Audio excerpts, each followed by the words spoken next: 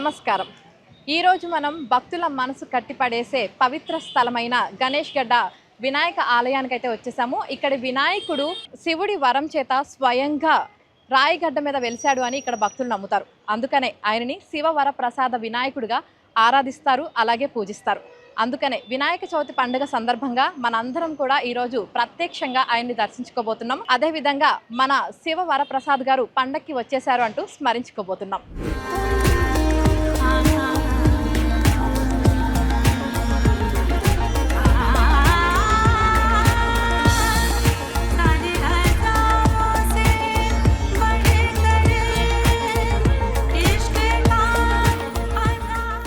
మనం గుడి లోపలికైతే వచ్చేసాము.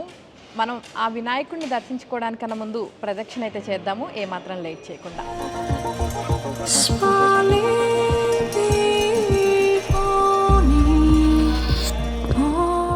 ఈ గుడికి ఒక ప్రత్యేకత కూడా ఉందండి. ఏంటి అంటే మనం చూస్తున్నాం, ఇక్కడ చాలామంది భక్తులు అయితే వినాయక చవితి పండుగ సందర్భంగా ఇక్కడ వినాయకుడిని దర్శించుకోవడం కోసం అయితే వచ్చేసారు. ఇక్కడ ప్రతి ఒక్కళ్ళ చేతిలో కూడా మనకు ఒక పేపర్ అయితే కనిపిస్తుంది. అదేంటి అంటే 108 ప్రదక్షిణాలు చేయడానికి ఆ కౌంట్ లెక్క పెట్టుకోవడం కోసం అనేసి ఆ పేపర్ని అయితే పట్టుకొని వాళ్ళందరూ అయితే నడుస్తున్నారు గుడి చుట్టూ కూడా. మనం అయితే విజువల్స్లో చూస్తున్నాము. ఇక్కడ 11 రోజులు వరుసగా 108 ప్రదక్షిణాలు కనుక చేసినట్లయితే మనం కోరిన కోరికని ఆ దేవుడు నెరవేరుస్తాడు అన్నది ఇక్కడ భక్తుల విశ్వాసం అన్నమాట. అంతేకాదు ఇక్కడ వినాయకుడు ప్రతి చతుర్థి నాడు కొంచెం కొంచెంగా పెరుగుతాడు అన్నది కూడా ఇక్కడ ఉందన్నమాట. సో ఈ గుడి ప్రత్యేకత ఏంటి, ఇవన్నీ కూడా ఈరోజు మనం తెలుసుకుందాం.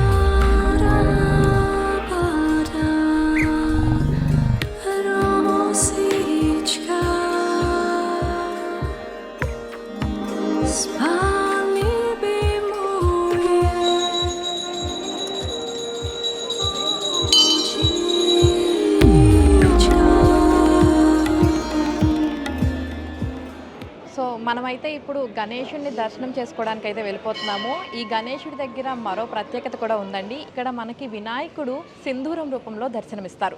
జనరల్గా మనం చూసినట్లయితే హనుమంతుడు వారిని మాత్రమే సింధూరం రూపంలో చూస్తాము. కానీ ఇక్కడ ప్రత్యేకత ఏంటంటే వినాయకుడు కూడా మనకి సింధూరం రూపంలోనే దర్శనమిస్తారు. దానికి గల ప్రత్యేకత ఏంటి, అలాగే ఈ గుడి విశిష్టత, ఇవన్నీ కూడా ఈరోజు మనం తెలుసుకుందాం.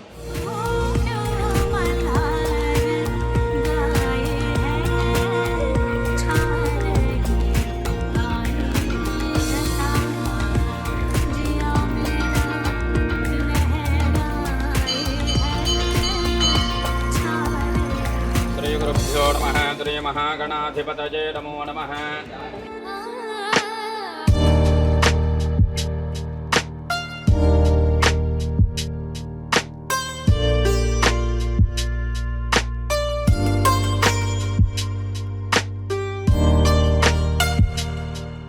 ప్రస్తుతం మనతో పాటు సత్యనారాయణ రెడ్డి గారు ఉన్నారు.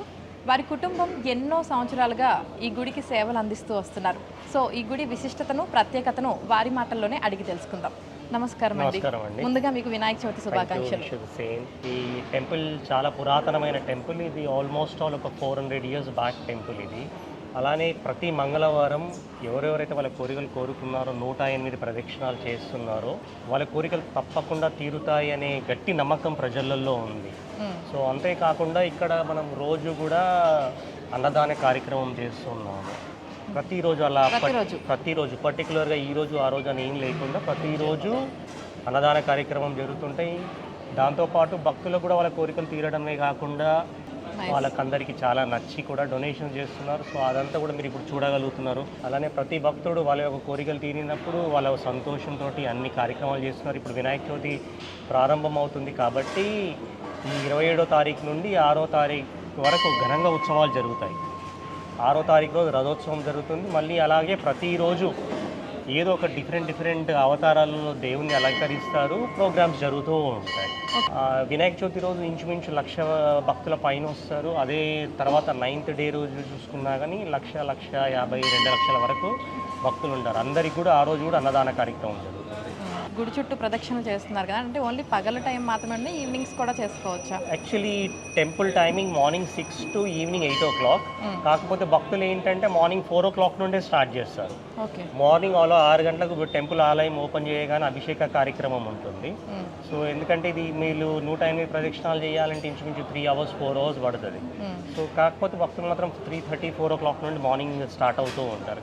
మళ్ళీ 9 days మాత్రం చాలా మంది వస్తారు ఇక్కడ. అలాగే ఇక్కడ సింధూరంలో కనిపిస్తారు కదండి వినాయకుడు, ఈ సింధూరంలో కనపడడానికి గల ప్రత్యేకత ఏంటి? ఇది యాక్చువల్లీ ఇది ఒక 400-500 ఇది ఒక ప్రత్యేకత అండి. ఇండియాలోనే ఇటువంటి వినాయకులు చాలా తక్కువగా ఉంటారు. అవును, మనం ఎక్కువ ఆంజనేయ స్వామిని చూస్తుంటారు. కాకపోతే ఈ యొక్క వినాయకుడికి ఆ రోజు నుండి కూడా సింధూరంతో అలంకరిస్తాము.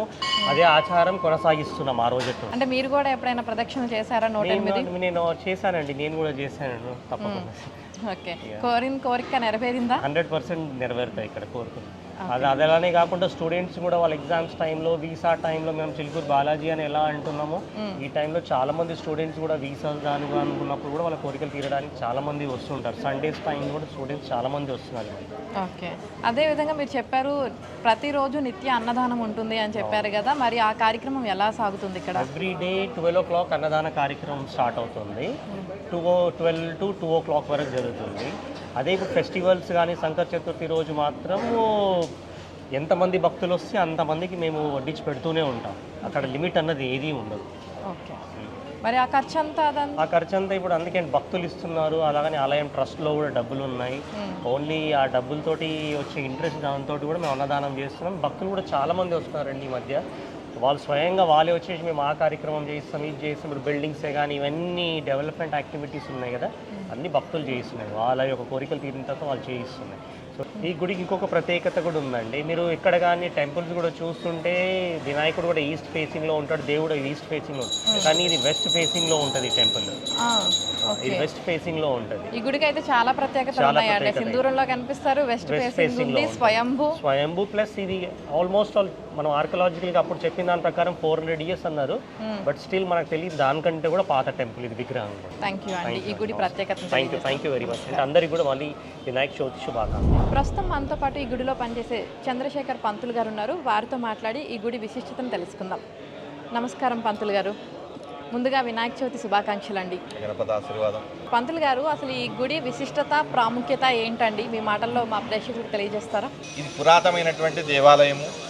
అలాగే స్వయంభుగా వెలిసినటువంటి స్వామి, భక్తులకు కొంగు బంగారుగా నిలుస్తూ ఆయా కోరికలు తీరుస్తూ చాలా సంవత్సరాలు, అంటే సామాన్యంగా మాకు వచ్చినటువంటి భక్తులు గ్రామస్తులు పెద్దలు చెప్తూ ఉంటారు, అది 500 సంవత్సరాలు 600 సంవత్సరాలు ఇలా చెప్తా ఉన్నారు. కానీ మొత్తానికి పూర్వము కొన్ని సంవత్సరాల నుండి స్వయంభుగా వెలిసి భక్తులందరికీ మంచి ఆశీర్వాదం ఇస్తున్నాడు. ఈ గుడికి వచ్చే భక్తులు ఒక కోరిక ఉన్నది, నాకు సంతానం కావాలి, నాకు ఒక పెళ్ళి కావాలి, లేదా ఒక ఉద్యోగం రావాలా, లేకపోతే నాకు ఆయురారోగ్యాలు బాగలేవు ఇది కావాలా, ఫైనాన్షియల్ ప్రాబ్లం ఇది కావాలా అనుకొని ఆయా కోరికల నిమిత్తము ముడుపు కట్టుకుంటారు. దానికి ఈ వారం ఆ వారం అన్నది ఏం లేదు, వాళ్లకు అనుకూలంగా ఉన్నటువంటి డే ఆ రోజు ముడుపు కట్టి 108 ప్రదక్షిణలు మనస్సుతో ఆ స్వామిని కొలుస్తూ 108 ప్రదక్షిణలు స్వామికి చేస్తారు. ఒకటే మూలమంత్రం, ఓం గం గణాధిపతయే నమః. అంటే ఆ పార్వతీ పరమేశ్వరుల యొక్క పుత్ర గణపయ్య నిన్ను స్మరిస్తూ చేస్తున్నాము అని వేడుకుంటూ 108 ప్రదక్షిణలు ఫాస్టింగ్ ఉండి తిరిగి 11 వారాలు ఆ కోరికైన పిమ్మట అభిషేకం గావించుకొని అన్నసంతర్పణ చేస్తారు గుడిలో. ఏదో నా పని అయిపోయింది, ఒకటి పెళ్ళి అయిపోయింది కదా, నేను రాననుకోరు. మళ్ళీ వాళ్ళ నలుగురిని దొలుకొని నేను ఆడిపోతే బాగా అయింది, నాకు మంచిగా అయింది, నేను పని చేసుకున్నాను, గణపతి నాకు ఆశీర్వాదం ఇచ్చాడని చెప్పి వాళ్ళు ఇంకో నలుగురిని దొలుకొచ్చుకొని ఆ నలుగురితో వీళ్ళు చేయించి వాళ్ళకు మా పరంగా కాకుండా డైరెక్ట్ ఆ గణపతి ఆశీర్వాదంతో వాళ్ళకి ఆశీర్వాదము స్వామివారు ఇస్తున్నాడు. ఆ ఘనత మన ఆలయంలోనే జరుగుతున్నదని మేము గర్వంగా చెప్పుకుంటాం. ప్రతి గుళ్ళో కూడా దేవుడు మనకి తూర్పు వైపున ఉంటారు కదా, కానీ ఈ దేవుడు మటుకి దక్షిణం వైపు ఉన్నారు కదా, దీని ప్రత్యేకత ఏంటండి? భారతదేశం మొత్తంలో 7 మంది వినాయకులు దక్షిణముఖంగా ఉన్నారు. అష్ట వినాయకులు అవి అంటారు, కానీ మాకు 7 మంది మాత్రమే ఉన్నారు. 7ట్లో 6వ వినాయకుడు మన వినాయకుడు. అంటే మహారాష్ట్రలో 3 ఉంటాయి, కర్ణాటకలో 2 ఉంటాయి, మన తెలంగాణలో 2 ఉన్నాయి. ఒకటి కోరికలు సిద్ధింపజేయడానికి వెలిసినటువంటి సిద్ధి వినాయకుడు అంటారు ఇక్కడ. మన దగ్గర ఇక్కడ రేజింతలని ఉంటుంది జైరాబాద్ దగ్గర, సెకండ్ ఆప్షన్ అది 7వ వినాయకుడు. మన కోరికలు సిద్ధింపజేయడానికి వెలిసినటువంటి స్వయంభుగా వెలిసినటువంటి వినాయకుడు కాబట్టి సిద్ధి వినాయకుడు. ఓకే, అదేవిధంగా ఈరోజు వినాయక చవితి పండుగ సందర్భంగా భక్తులు కూడా చాలా పెద్ద సంఖ్యలో ఇక్కడికి తరలి వస్తున్నారు కదా, మరి ఇక్కడ పూజ అవి అన్నీ ఎలా ఉన్నాయి, ఆ ఏర్పాట్లు ఎలా ఉన్నాయి, వాటి గురించి కూడా. ఇక్కడ మన ఆలయంలో మాత్రం ఈ 11 రోజులు 11 ఆకారాలతో స్వామి దర్శనం ఇస్తాడు. ఒక్కొక్క రోజు ఒక్కొక్క ఆకారంగా ఉంటాడు. ఒకరోజు సింధూరం పెట్టాము, రెండో రోజు సింధూరం ఉంటుంది స్వామికి, పూలతో ఉంటుంది. మూడో రోజు పూలు ఉంటాయి స్వామికి, మెరుగుతో ఉంటుంది. ఒక రోజు అన్నంతో ఉంటుంది, అన్నపూర్ణ మాత్రం. ఇలా 11 రోజులు 11 రకాలుగా అట్లా అందరికీ ఆశీర్వదిస్తుంటాడు. ఈ నవరాత్రులు మాత్రమే అది. అలాగే 8 గంటలు మొదలుకొని అర్చనలు, ఇంకా సామూహిక హోమాలు ఉంటాయి. గణపతి హోమము, రుద్ర హోమము. ఈ 11 రోజులు కూడా గణపతి, రుద్ర, నవగ్రహ, చండీ 11 రోజులు కార్యక్రమాలు వైభవంగా జరుగుతూ ఉంటాయి. అలాగే 11వ రోజు జాతర కార్యక్రమము. అయితే ప్రతిరోజు కూడా 12 వరకు కార్యక్రమాలు వదులుకొని 1 గంట వరకు తీర్థప్రసాద వితరణ, మహానైవేద్యం స్వామికి, అలాగే వచ్చినటువంటి భక్తులకు అన్నప్రసాదం. అలాగే ప్రతి నెలలో పూర్ణిమ తదుపరి వచ్చి చవితి, సంకష్టార చతుర్థి అంటారు. చాలా పవిత్రమైనది. అంటే పూర్వజన్మలో చేసినటువంటి పాపపుణ్యాలకు అన్నింటినీ కూడా పారదోలడానికి ఆ ఒక్కరోజు మాత్రం ఉపవాసం ఉండి రాత్రి వరకు చంద్రోదయము కాకముందు ఈ పూజ నెరవేర్చుకొని చంద్రోదయానికి ఆ స్వామికి ఆరతిచ్చి ఎవరైతే ఆ ఉపవాసం ఉండి ఆ చంద్రుని దర్శనం చేసుకుంటారో వారికి ఏ విధమైనటువంటి సంకటములు ఉన్నాయని శాస్త్రయుక్తంగా ఆ గణపతి ఆ వ్రతంలో చెప్పారు. కాబట్టి ఈ సంకష్ట పూజ మాత్రం చాలా మన గుడిలో వైభవంగా జరుగుతూ ఉంటుంది. పూర్ణిమైన 4వ రోజు వచ్చే చవితి. ఈ గుడి ప్రత్యేకతని అలాగే వినాయకుడి గురించి విశిష్టతని అన్నీ కూడా తెలియజేసినందుకు ధన్యవాదాలు. థ్యాంక్ యూ అమ్మా. మంచి జై గణేష్, జై జై గణేష్.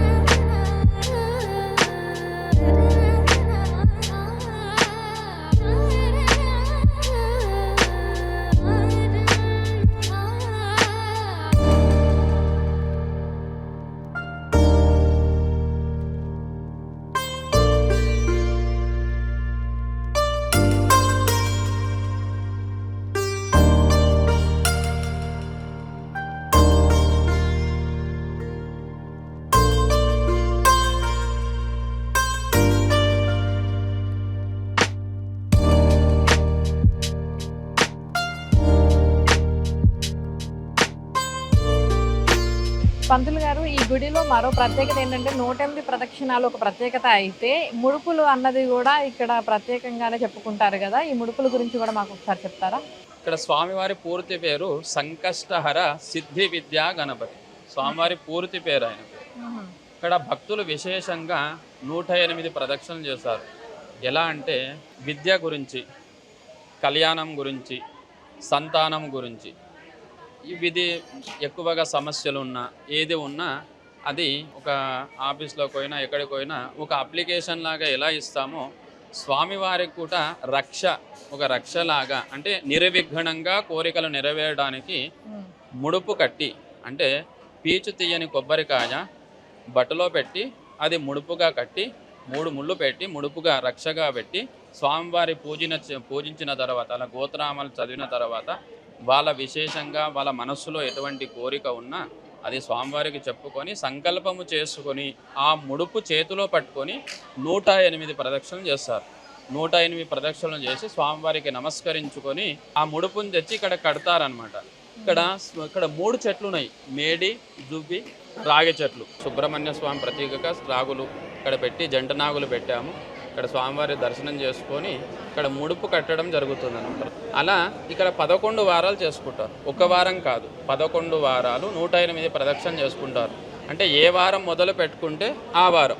ఇప్పుడు మంగళవారం మొదలు పెట్టుకుంటే మంగళవారం, ఆదివారం మొదలు పెట్టుకుంటే ఆదివారం, అలా వారం ప్రదక్షిణ 11 వారాలు చేసుకొని వెళ్తారనమాట. 11 వారాల్లోపే వారి కోరిక నిర్విఘ్నంగా జరుగుతుంది. మన దగ్గర అన్నదానం ఎలా జరుగుతుందంటే ఎవరికైతే కోరికలు నెరవేరుతాయో వారు తప్పకుండా అన్నదానంలో పాలు పంచుకుంటారు అని 1116 కానీ 2116 కానీ 11,000 ఇలా కట్టి స్వామివారి అన్నదానంలో పాల్గొని, ఇంకొక విశేషం ఉంది ఇక్కడ, వారితోనే స్వామివారికి నైవేద్యం చేసుకునే భాగ్యం ఇక్కడ కల్పిస్తున్నాం. అంటే ముడుపు కట్టిన తర్వాత కోరిక తీరిదాకా ముడుపు తీసేయాలి అంటారు కదా, మరి అది ఎలా సాధ్యము? అంటే ఒక విధంగా తెలిస్తే తెయ్యొచ్చు, తెలవకపోయినా పర్వాలేదు. స్వామివారికి నమస్కారం చేసుకొని ఒకటి స్వామివారికి విశేషంగా అభిషేకం చేసుకోవచ్చు. నైవేద్య కార్యక్రమం, దేవస్థానం డెవలప్మెంట్ కార్యక్రమాలు ఉన్నాయి, అటువంటి ఏవైనా ఉంటే చేసుకోవచ్చు.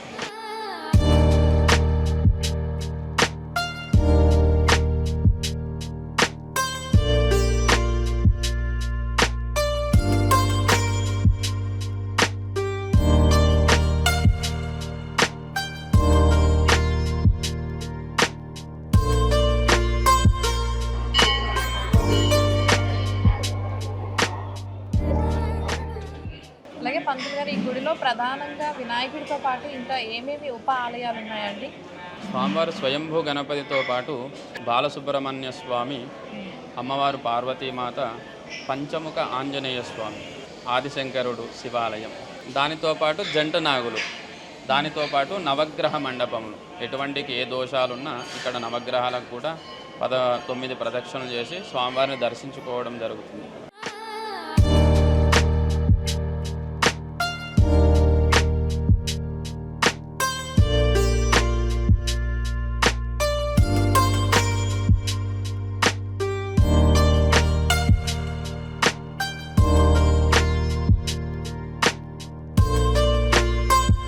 వినాయకుడిని అయితే దర్శనం చేసుకున్నాం మేము. అలాగే వినాయకుడి గారి తండ్రి గారు అయినటువంటి శివుణ్ణి కూడా దర్శనం చేసుకుందాము. ఎలాగో శివాలయం దగ్గరికి వచ్చాం కదా, వెళ్ళి ఆయన్ని దర్శించుకుందాం. తప్పకుండా. హరహర నమః సోమాయ చ రుద్రాయ చ నమస్తామ్రాయ చ అరుణాయ చ నమః శంఖాయ చ పశుపతయే చ నమః శివాయ చ శివతరాయ చ.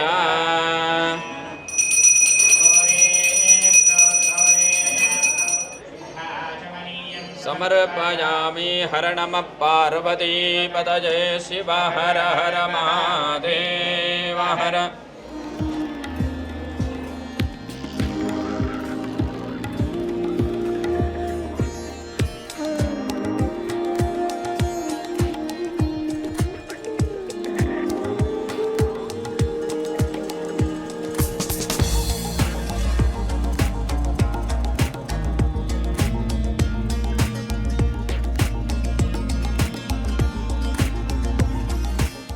ఇక్కడ ఇంకా చాలా మంది భక్తులు ఉన్నారు. అందులో కొంతమందితో మనం మాట్లాడే ప్రయత్నం చేద్దాము. Hi. Hello.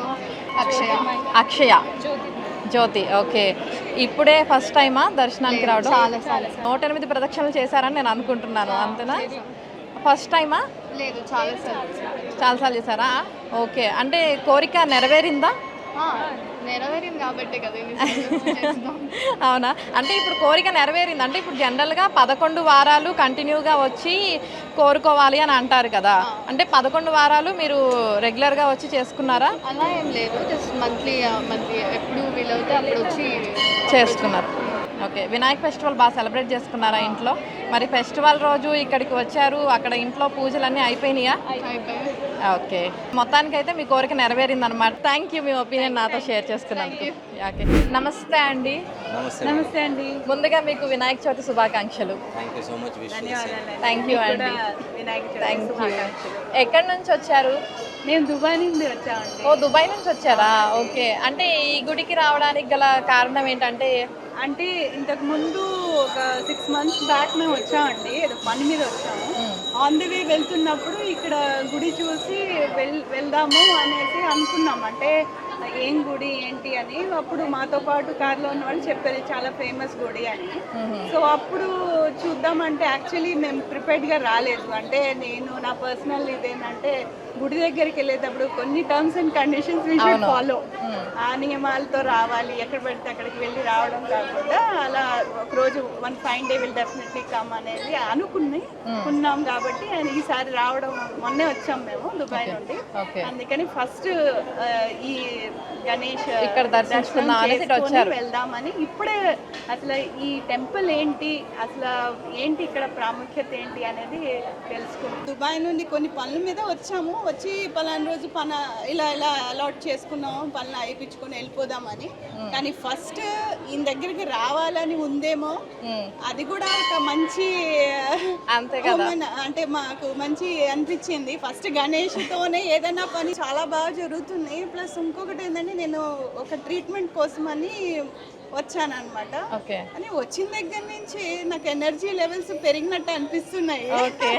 That is one more thing, చాలా పాజిటివ్గా ఉందండి. అసలు ఫస్ట్ గుళ్ళకి వెళ్ళి ఆ దర్శనం చేసుకోవడం, ప్రతి ఒక్కళ్ళు ఈ డివైనిటీని, ఆ పాజిటివ్ వైబ్స్ని మనం తీసుకోవాలి అనేది ఇట్స్ వెరీ వెరీ ఇంపార్టెంట్. అయినా వినాయక చవితి అంటే ఇంకా చెప్పేదే కదండి. It's very auspicious day and very nice. చాలా మంచిగా అనిపిస్తుంది. ఇంటికి వెళ్ళబుద్ధి కావట్లేదండి. మరి 108 ప్రదక్షిణాలు అందరూ చేస్తున్నారు కదా, మరి మీకు కూడా చేసే ఆలోచన ఏమన్నా ఉందా? మరి ఇంత బాగా నచ్చింది కదా గుడి, పాజిటివ్ చేసామండి. మేము కౌంట్ ఏం పెట్టుకోలేదు. అంటే కౌంట్ పెట్టుకొని చేయడం అనేది నేను ఎప్పుడు అలా అనుకోనండి. ఎంతవరకు యథాశక్తి ఎంత చేయగలుగుతామో అంత చేయడం, అంతే. దేవుడి దయ వల్ల అన్నీ ఇచ్చారండి, ఇక ఆయనే చూసుకుంటారు. థ్యాంక్ యూ అండి. ఈ రోజు మాకు మీ ఒపీనియన్ తెలియజేస్తున్నందుకు, మీ అభిప్రాయాన్ని మాకు తెలియజేస్తున్నందుకు థ్యాంక్ యూ. ధన్యవాదాలండి. హ్యాపీ వినాయక చవితి అందరికీ.